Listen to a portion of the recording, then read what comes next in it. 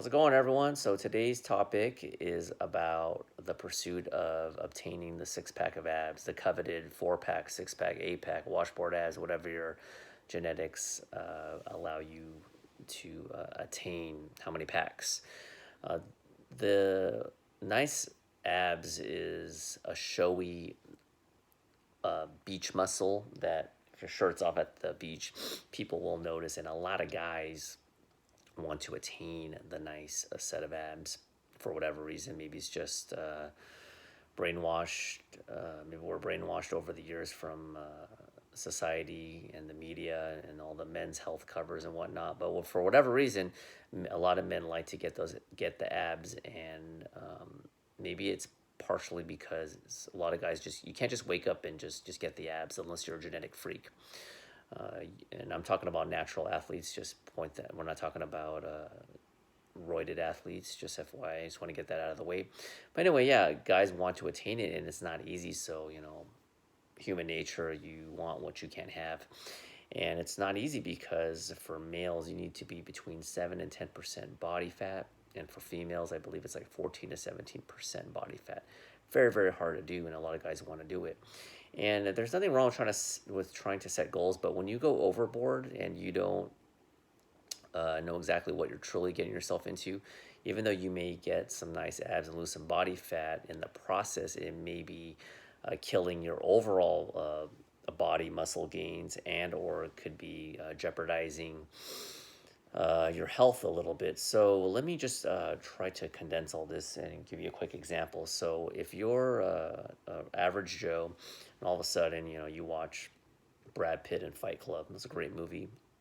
A lot of guys want to get his body, nice low body fat, really cut, and they like it. So let's say you want to do that, but uh, you don't really have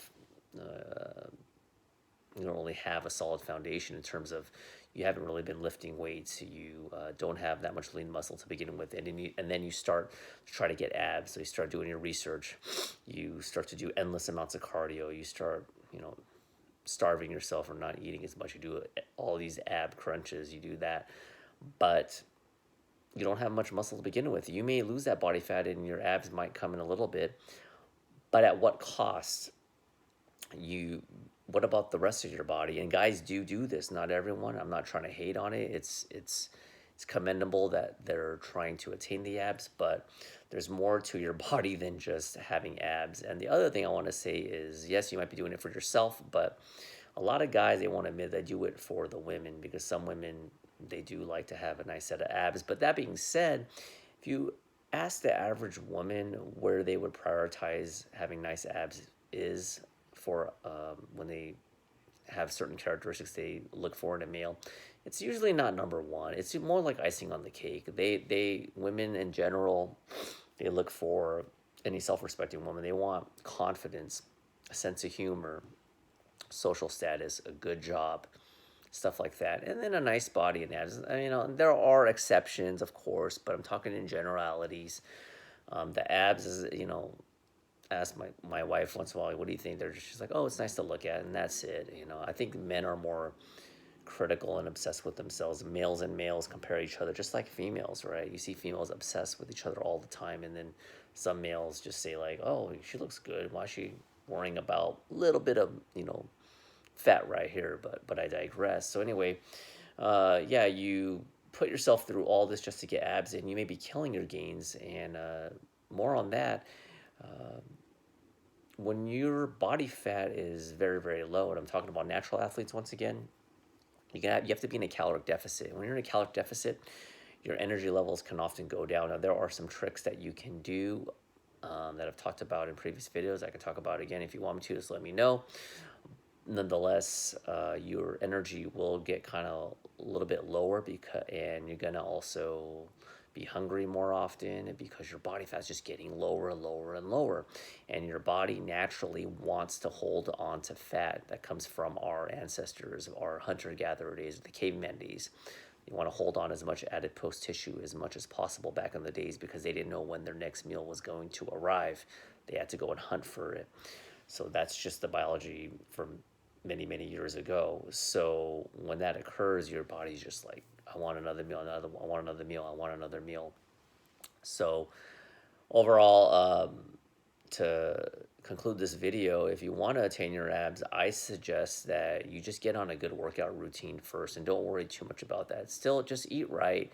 Don't obsess about trying to get into ketosis. Don't worry about any of that stuff. That's for a little bit more advanced. Once you get a good solid workout and you have a decent frame and you've been lifting for a while, and if that's the goal that you want, and or let's say you're a distance runner or something, so whatever type of athlete you are, you will know when you have a good foundation.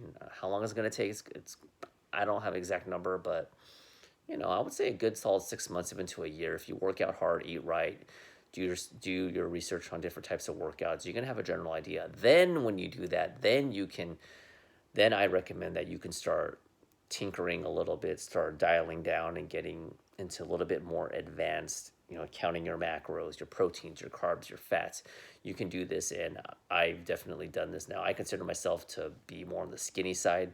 The bodybuilding community will probably say I'm a scrawny bitch, but I don't really care about that. But I believe that, not to talk too much about me, but just as a quick example before I leave, I have a decent foundation for my size for an average Joe, and then when I want to dial down, I can get my body fat lower if and when I choose. I usually walk around anywhere between like 11-12%, I think, and if I dial down, I can get to 10 or single digits, but it requires a lot of work. So that's my time. Overall, is it really worth it to walk around 7 to 8, 9% year round? If you're a genetic freak and you can do it, I suppose. But a lot of those Instagram models, the men's health guys, those guys are on some gear. They're on some the helpers, as they say, some steroids. It makes it much easier. So don't compare yourself. Us naturals, it's a whole new ball of wax. Naturals and enhanced athletes is a complete different thing. I don't care what anyone says.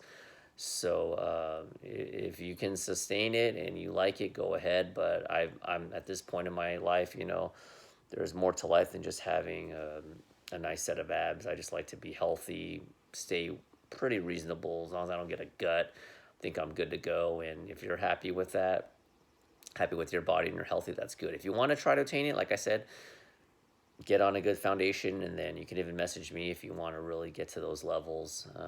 It's not going to be easy, though, I'll tell you that. That's my time. Thanks for watching, and comments, questions, always welcome. I'll talk to you next video. Bye.